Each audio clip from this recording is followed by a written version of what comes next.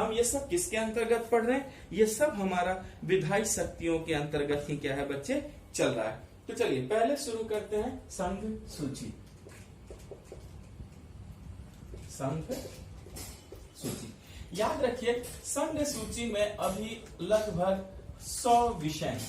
कितने विषय हैं? 100 विषय हैं। इस बात को सभी बच्चे याद रखना है कि संघ सूची में अभी कुल 100 विषय हैं, और ये जितने भी विषय हैं ये सब क्या हैं? राष्ट्रीय महत्व के हैं। फिर से मैं आपको बता दूं कि 100 विषय हैं और ये सभी के सभी विषय क्या हैं? राष्ट्रीय महत्व के हैं, और कानून सिर्फ केंद्र सरकार बना सकती है। सिर्फ केंद्र सरकार इन विषयों पर कानून बना सकती है। सिर्फ केंद्र सरकार इन विषयों पर कानून बना सकती है, कानून बना सकती है, और कोई भी बच्चे कानून नहीं बनाएगा। इस बात को याद रखिएगा कि संघ सूची में कुल 100 विषय हैं, और वो सभी के सभी विषय राष्ट्रीय महत्व के हैं, और सिर्फ केंद्र सरकार इन विषयों पर कानून बना सकती है। तो हमें सोचना है कि आखिर कौन कौन से इसमें विषय आएंगे।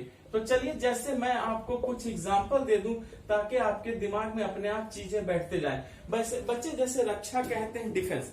याद रखिए, डिफेंस राज्य सरकार के मुद्दे नहीं, हमेशा केंद्र सरकार के मुद्दे आता है, इसलिए रक्षा क्या है? हमारे संघ सूची का विषय है।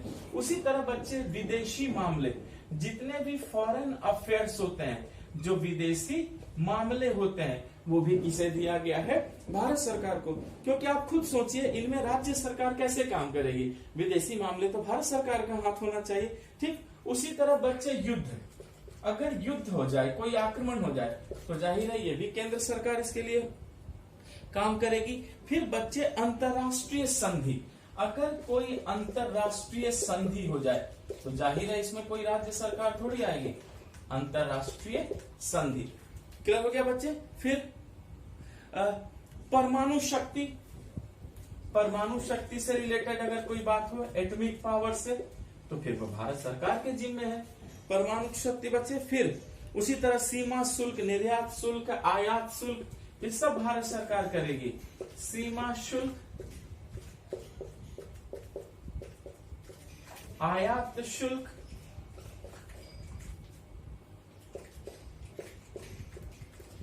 निर्यात शुल्क। क्लियर हो गया? देख सकते हैं आप खुद, अब बच्चे आपके दिमाग में आ जाएगा कि ये सब जो है भारत सरकार के मुद्दे हैं, जो सेंट्रल लेवल पर ही होने चाहिए। तो आप अपने आप समझ लेंगे कि जब सेंट्रल लेवल पर है तो जाहिर है कि ये उसी सूची में होनी चाहिए, संघ सूची में। फिर बच्चे बीमा, बैंकिंग, नागरिकता, देख सकते हैं बीमा है, बैंकिंग हुई, सिटीजनशिप हुई, नागरिकता, ये भी भारत सरकार का है, मैंने पहले भी समझाया आपको। नागरिकता हुई बच्चे। फिर जनगणना, विदेशी ऋण, डाक, जनगणना, कोई विदेशी ऋण हो, फिर डाक व्यवस्था, जो पोस्ट ऑफिस आप कहते हैं बच्चे, डाक हुआ, तार प्रसारण, डाक एवं तार पहले चलती थी बच्चे, फिर प्रसारण, ब्रॉडकास्टिंग, ये सब संघ सरकार के विषय हैं। ठीक है बच्चे। टेलीफोन, विदेशी व्यापार, रेल, फिर देखो टेलीफोन, विदेशी व्यापार,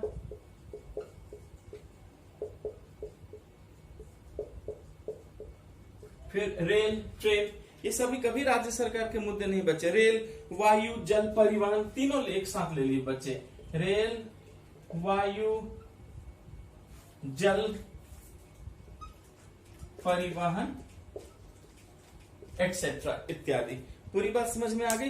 तो देख सकते हैं कि ये सारे मुद्दे जो हैं भारत सरकार से रिलेटेड हैं, इसीलिए इन मुद्दों को हमने किसमें स्थान दिया है? संघ सूची में स्थान दिया। चलिए, हमने संघ सूची को कवर कर लिया बच्चे। अब हम इसी तरह फिर किसमें चलेंगे? राज्य सूची में। पहले मैं मिटा दूं, ये सब आप समझ चुके हैं। आप अच्छे से इसे लिख लेंगे, सारा नोट्स बना लेंगे बच्चे, और इन चीजों को ख्याल रखिएगा, जनरली प्रश्न से पूछे जाते हैं। और आपके दिमाग में क्या होना चाहिए? आपके दिमाग में सिर्फ ये होना चाहिए कि भारत सरकार से संबंधित अगर कोई मुद्दा है जिसमें केंद्र सरकार को ही रहना चाहिए, राज्य को नहीं, तो आप खुद ब खुद समझ सकते हैं कि वो संघीय सूची है। फिर हम आते हैं राज्य सूची।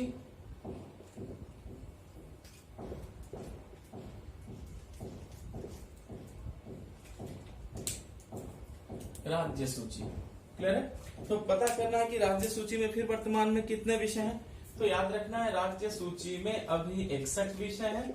और ये विषय कैसे हैं अभी मैंने आपको बताया है, स्थानीय महत्व के। क्लियर है? महत्व। और राज्य सरकार कानून बनाएगी। कौन कानून बनाएगी? राज्य कानून बना सकता है। राज्य कानून बना सकता है। नहीं, राज्य का मतलब बच्चे यहाँ राज्य सरकार से समझेंगे, या आप किसी राज्य को नहीं सोच लेंगे, यहाँ राज्य सरकार की बात है। तो हमने देखा कि राज्य सूची में 61 विषय हैं, स्थानीय महत्व के हैं, और इन पे कानून बनाने का अधिकार किसे है? राज्य को है। लेकिन एक बात और याद रखिएगा बच्चे, मैंने पहले ही कहा था कि राज्य कानून बना सकता है एवं संसद भी बना सकता है। ये समझा दिया है मैंने आपको, संसद भी बना सकता है। ये सब मैंने आपको पहले भी समझाया है, मैंने उस चीज को फिर यहाँ लिख दिया है कि राज्य तो कानून बना ही सकता है, और राज्य के साथ साथ जो है संसद भी क्या कर सकता है? कानून बना सकता है। यहाँ पर आपको पूरी बात समझ में आ चुकी है। क्लियर है ना? अब यहाँ पर सभी बच्चे केयर कीजिए। अब जरा देखते हैं कि इनमें कौन कौन से विषय हैं। लेकिन एक बात याद रखिएगा, क्लियर है, कि हमने देख लिया था कि विशेष परिस्थिति में संसद बना सकता है, लेकिन कब? विशेष परिस्थिति में। ये मैंने आपको सिखाया हुआ है, ये जनरल बात नहीं है बच्चे, ये जब विशेष परिस्थिति होगी तभी बना सकता है, ऐसे नहीं बना सकता।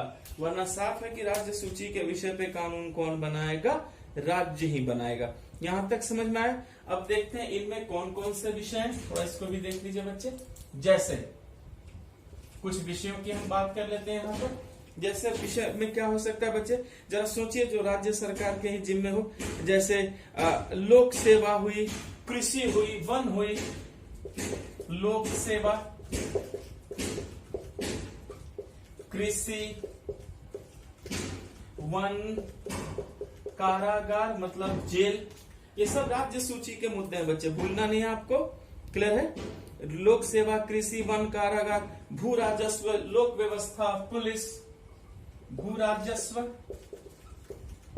फिर लोक व्यवस्था जिसको आप लॉ एंड ऑर्डर कहते हैं, लोक व्यवस्था, पुलिस। याद रखिएगा बच्चे, पुलिस भी राज्य सूची में आते हैं, क्योंकि पुलिस को राज्य में ही तो काम करना भी है।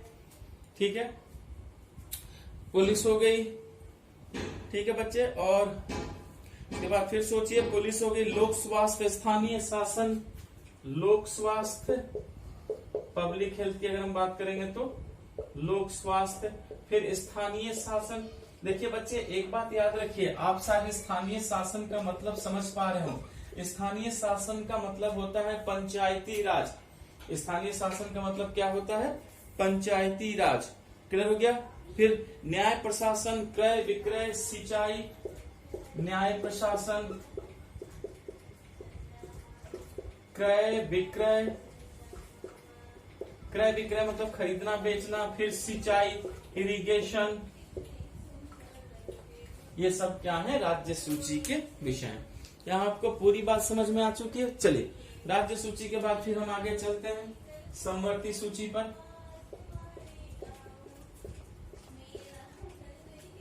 समवर्ती सूची। क्लियर है बच्चे? ना, अब जो समवर्ती सूची है, तो हमें यह पता करना है कि समवर्ती सूची क्या है। देखिए बच्चे, मैंने आपको ऑलरेडी पहले समझाया है। तो वर्तमान में समवर्ती सूची में कितने विषय हैं? 52 विषय हैं। 52 विषय। बच्चे पहले 48 था, बाद में क्या हुआ कि संविधान संशोधन करके इसको बढ़ा दिया गया है और 52 कर दिया गया है। क्लियर हो गया? तो समवर्ती सूची में 52 विषय हैं, और कानून बनाने का अधिकार संसद और राज्य विधानमंडल दोनों कानून बना सकते हैं। याद रखेंगे, संसद एवं विधानमंडल दोनों कानून बना सकते हैं। संसद एवं विधानमंडल दोनों कानून बना सकते हैं। लेकिन मैंने आपको क्या समझाया है कि इसमें प्रभावी कौन होगा? तो याद रखिएगा बच्चे, प्रभावी संसद ही होगी। तो हमने देखा कि समवर्ती सूची में 52 विषय हैं, संसद और विधानमंडल दोनों इसमें कानून बना सकते हैं। लेकिन अगर हम प्रभाविता की बात करेंगे तो प्रभाविता तो जाहिर है बच्चे की भारत सरकार की होगी, संघ सरकार की होगी, यानी कि संसद की ही होगी। अब देखते हैं इनमें कौन कौन से विषय आ जाते हैं। जरा चलिए इसका एग्जाम्पल में कुछ विषय देख लेते हैं। विषय जिस पर दोनों कानून बना सकते हैं, तो बच्चे सिंपल सी बात है, विषय क्या है? राष्ट्रीय जलमार्ग हो गया, परिवार नियोजन, जनसंख्या नियंत्रण। ये देखिए बच्चे, राष्ट्रीय जलमार्ग,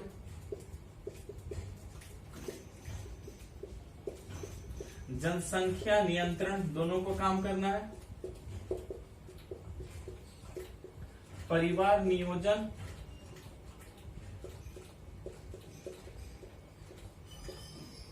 राष्ट्रीय जलमार्ग, जनसंख्या नियंत्रण, परिवार नियोजन,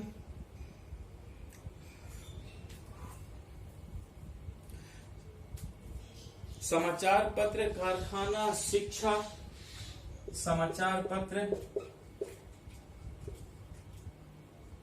समाचार पत्र, कारखाना,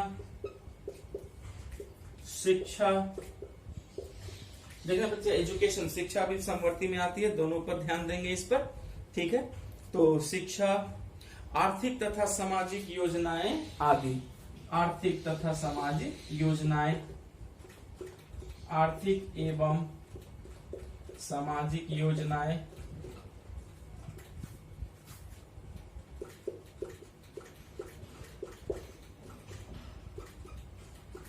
क्लियर हो गया बच्चे? ये सारा क्या था? हमारा समवर्ती सूची था। तो चलिए हमने समवर्ती सूची को भी कवर किया। अब हम देखते हैं कि अब जो अवशिष्ट शक्तियां हैं उस अवशिष्ट शक्तियों में क्या है, ताकि हम आगे बढ़े। पहले मैं हटा दूं, ये सभी बच्चे आप समझ चुके, अच्छे से सब नोट्स बना लेंगे आप लोग। ओके,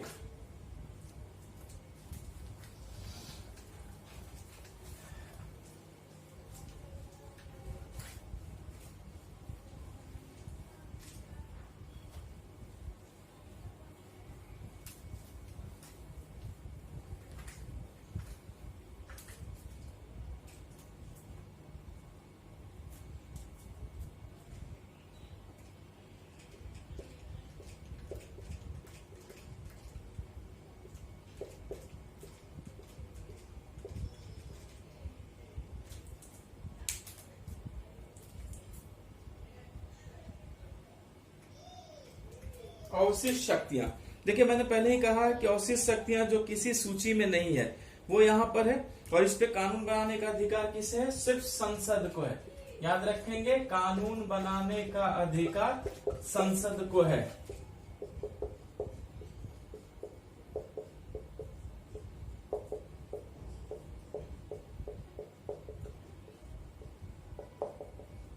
क्लियर है? ये भी याद रखिएगा बच्चे कि वैसे विषय जो किसी भी सूची में नहीं है वो सब अवशिष्ट शक्तियां में आ जाती है, अवशिष्ट सूची में आ जाती है बच्चे, और इस पर कानून बनाने का जो अधिकार है, अगर हम ध्यान से देखेंगे तो इस पे कानून बनाने का अधिकार केवल संसद, देखिए शब्द मैंने लिखा है, केवल संसद को है, और कोई भी जो है इस पर कानून नहीं बना सकता, केवल संसद बना सकती है।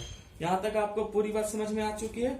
ओके, नाउ अब बच्चे केयर करना है हमें कि अब हम कुछ ऐसे विधायी संबंध में जानेंगे जहां पर भारत सरकार हावी होगी, तो उसे भी क्या करेंगे, हम एक पॉइंट में सीखेंगे। तो बच्चे चलिए, राज्य सूची के विषय पर कानून बनाने की, ये देखिए हमारा एक नेक्स्ट पॉइंट होगा। चलिए अब इस चीज को सीखना शुरू करते हैं। राज्य सूची के विषय पर, राज्य सूची के विषय पर संसद के कानून बनाने की शक्ति, संसद के कानून बनाने की शक्ति। पूरी बात समझ में आ गई? ये हमारा एक हेडिंग ही हो गया बच्चे कि राज्य सूची के विषय पर संसद का जो कानून बनाने की शक्ति है, हम उसी का क्या करेंगे, यहाँ पर बात करेंगे। तो देखिए इसमें मैंने आपको सब समझा रखा है, लेकिन मैं आपको एक आर्टिकल लिखता हूं। देखिए इसका पहला पॉइंट है, आप तुरंत रिवीजन करेंगे, आर्टिकल 249। ये मैंने ऑलरेडी आपको समझा दिया है, समझ में आया बच्चे? आर्टिकल 249 मैंने ऑलरेडी आपको 2-3 बार पढ़ाया है। आप तुरंत यहाँ पर आर्टिकल 45 249 को जोड़ेंगे, अपने आप आपको पहला पॉइंट यहाँ पर एक क्लियर हो जाएगा। ठीक है, चलिए अब हम बी में आते हैं, और बी में कौन सा आर्टिकल है? आर्टिकल 249 है। तो सॉरी बच्चे, 249 तो मैंने आपको बता ही दिया है। ठीक है, जो आपको रिवीजन करना है, अब हम अगले आर्टिकल में चलते हैं, और वो आर्टिकल में क्या आएगा बच्चे? वो 252 में आ रहा है। ठीक है, हम चलिए 252 में चलते हैं। 252। अब जरा 252 को समझते हैं। पहले आप 249 जो है रिवीजन करेंगे ताकि आपको यहाँ पे दिक्कत नहीं हो। अब हम सीखेंगे आर्टिकल 252। 252 में क्या है याद रखेंगे? जब 2 या 2 से अधिक राज्य प्रस्ताव पारित करें, यहाँ क्या कीजिए बच्चे, जब 2 या 2 से अधिक राज्य, जब 2 या 2 से अधिक राज्य प्रस्ताव पारित करें, प्रस्ताव पारित करें, क्या कीजिएगा बच्चे?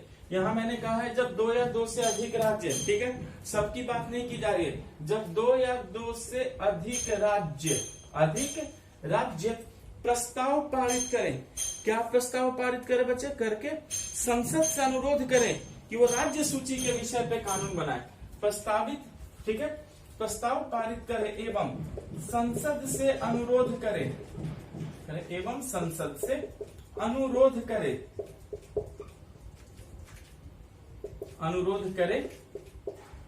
कि वह राज्य सूची के विषय पर कानून बनाए, कि वो राज्य सूची के विषय पर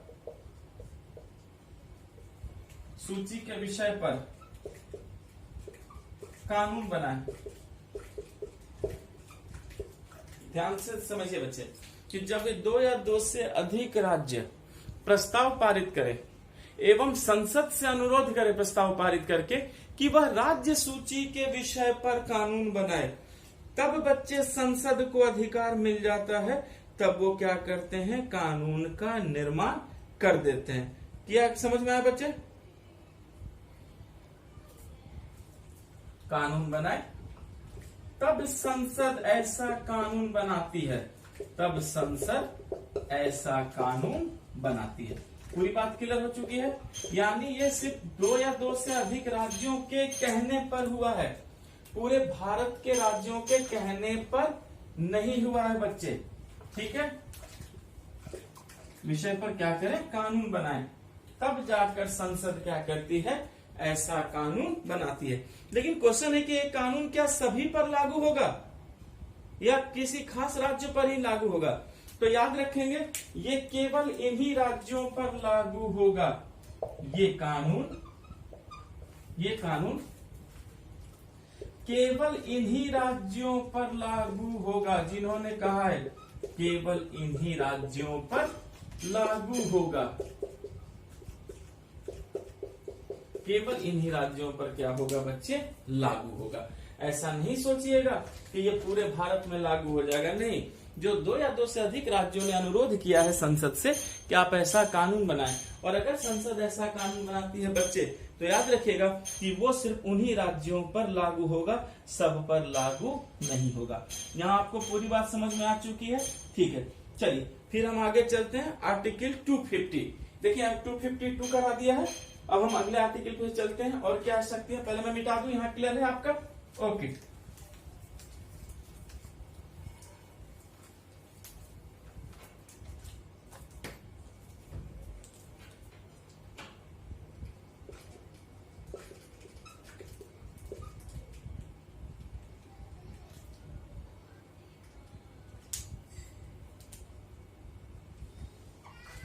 अब आते हैं आर्टिकल 250 पर और देखते हैं कि आर्टिकल 250 क्या कहता है। याद रखेंगे ये आपातकाल की जब घोषणा हो जाती है तब ये काम होता है। क्लियर है? तो याद रखेंगे कि जब राष्ट्रीय आपातकाल घोषणा हो जाती है तो संसद को राज्य सूची के विषय पे कानून बनाने का अधिकार मिल जाता है। याद रखेंगे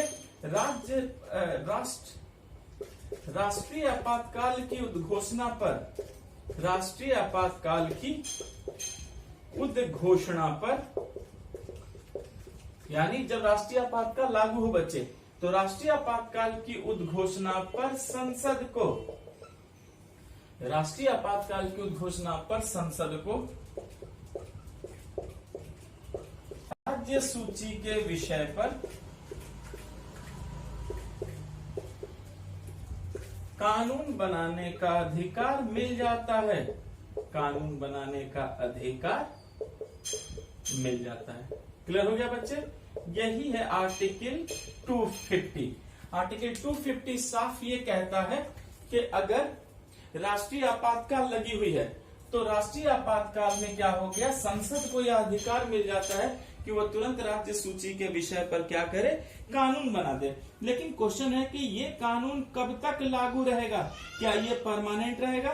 तो याद रखिएगा आपातकाल की समाप्ति के 6 माह के बाद ये खत्म हो जाएगा। क्लियर है? फिर याद रखना है ऐसा कानून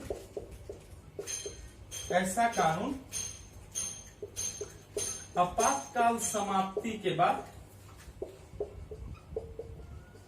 समाप्ति के 6 माह के भीतर लागू नहीं रहेगा।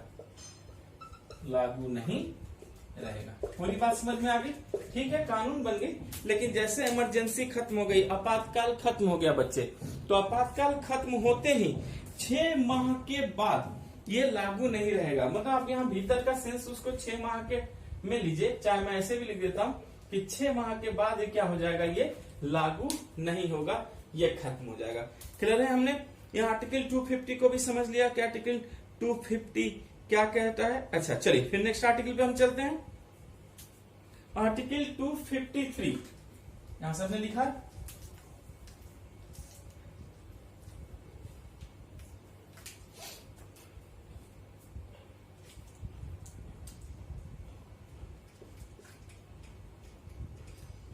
आर्टिकल 253 क्या कहता है, याद रखिएगा अंतर्राष्ट्रीय समझौतों को लागू कराने के लिए, ये बच्चे अच्छा से इन सबको याद रखिएगा, प्रश्न बहुत पूछे जाते हैं।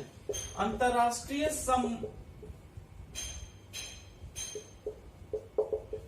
क्लियर है बच्चे? अगर कोई अंतर्राष्ट्रीय संधि हुई है या समझौते हुई है, ठीक है, तो अंतर्राष्ट्रीय संधियों को लागू करवाने के लिए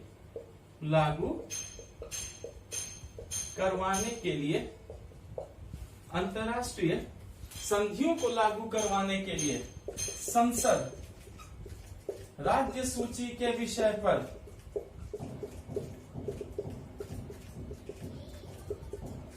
कानून बना सकती है। राज्य सूची के विषय पर कानून बना सकती है। इस बात को याद रखिएगा बच्चों, बहुत इंपॉर्टेंट है कि आर्टिकल 253 संसद को यह इजाजत देता है कि अगर आपने कोई अंतर्राष्ट्रीय संधि की है और उस अंतर्राष्ट्रीय संधि को भारत में लागू करना है या लागू करना जरूरी है, तो बच्चे ये ऑटोमेटिक 253 कहता है कि संसद तुरंत राज्य सूची के विषय पे कानून बना करके उसे क्या कर सकती है, लागू कर सकती है।